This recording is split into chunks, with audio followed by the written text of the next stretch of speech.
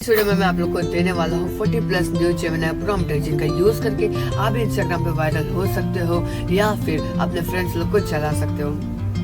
तो सबसे पहले आप लोग को वीडियो में दिए गए प्रॉम्प्ट को स्क्रीनशॉट ले लेना है। प्रॉम्प्ट का स्क्रीनशॉट लेने के बाद आपको सिंपल सा गूगल पर आ जाना है एंड सर्च करना है जेमिनी पर आने के बाद आपको सिंपल सा उसमें लॉगिन या तो साइन अप कर लेना है जैसा आपको जमे। उसके बाद आपको सिंपल सा साइन अप करने के बाद या लॉगिन करने के बाद आपको अपने प्रॉम्प्ट को पेस्ट करना है एंड इमेज को सिलेक्ट कर लेना है। उसके बाद आपको इसको सेंड करना है एंड सिंपली जो फोटो आएगा उसको डाउनलोड कर लेना है। तो आपको प्रॉम्प्ट को एंजॉय करो आप लोग।